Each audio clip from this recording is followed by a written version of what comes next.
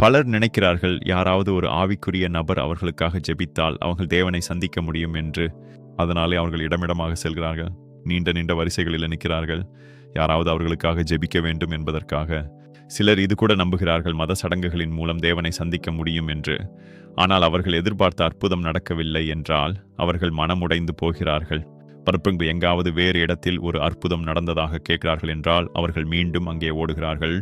Marles உண்மைப்படி என்னவனா, இந்த சுமையில நம்ம தேவனை சந்திக்க முடியாது.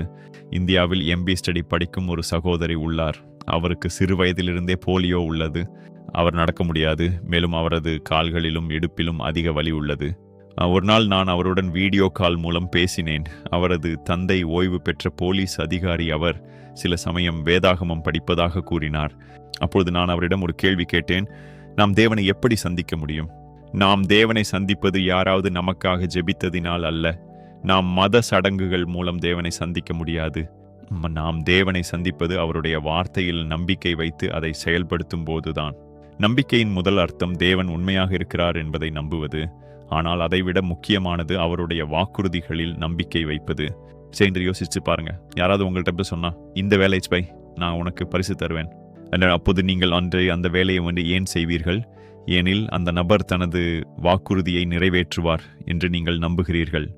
அந்த வாக்குறுதியில் நம்பிக்கை இல்லை என்றால் நீங்கள் அந்த வேலையை செய்ய மாட்டீர்கள்.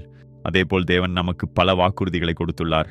இயேசு சொன்னார், நீங்கள் என்னில் நிலைத்திருந்து என் வார்த்தை உங்களுள் நிலைத்திருந்தால் நீங்கள் விரும்புவது எதையும் கேளுங்கள், அது உங்களுக்கு செய்யப்படும். அவர் மேலும் கூறினார், கொடுங்கள் உங்களுக்கும் கொடுக்கப்படும். அவர் இதையும் கூறினார், நீங்கள் என் கட்டளைகளை கைக்கொண்டால் நீங்கள் என் அன்பில் நிலைத்திருப்பீர்கள். வேதாகமம் இப்படிப்பட்ட வாக்குறுதிகளால் நிரம்பியுள்ளது. அங்கு தேவன் கூறுகிறார், நீங்கள் இதை செய்தால் நான் அதை செய்வேன். நான் இந்த விஷயத்தை விளக்கிய பிறகு அந்த சகோதரிக்காக நான் ஜெபித்தேன். அதற்கு பிறகு அவர் சொன்னார், பாஸ்டர், என் கால்களிலும் இடுப்பிலும் இருந்த வலி போய்விட்டது. தேவன் அவரை சந்தித்தார். அவர் கற்றுக்கொண்டார் தேவனை எப்படி சந்திக்க வேண்டும் என்று. அவருடைய வார்த்தையில நம்பிக்கை வைத்து அதை செயல்படுத்துவதன் மூலம். தயவு செய்து அவருக்காக ஜெபியுங்கள். சிரமங்கள் வந்தாலும் அவருடைய நம்பிக்கை குலையாமல் இருக்க ஜெபியுங்கள். அவர் தொடர்ந்து தேவனுடைய வார்த்தையை கற்றுக்கொள்ளட்டும், அதை செயல்படுத்தட்டும் மற்றும் ஜெபித்து கொண்டிருக்கட்டும். நீங்களும் தேவனுடைய வார்த்தையை ஆழமாக கற்றுக்கொள்ள விரும்பினால் mbstudy.comல தேவனுடைய வார்த்தையை படிக்கவும். தேவனுடைய வார்த்தை பல மொழிகளில் கிடைக்கிறது. உலகம் முழுவதும் உள்ள மக்கள் அதை படிக்கவும் கேட்கவும் முடியும்.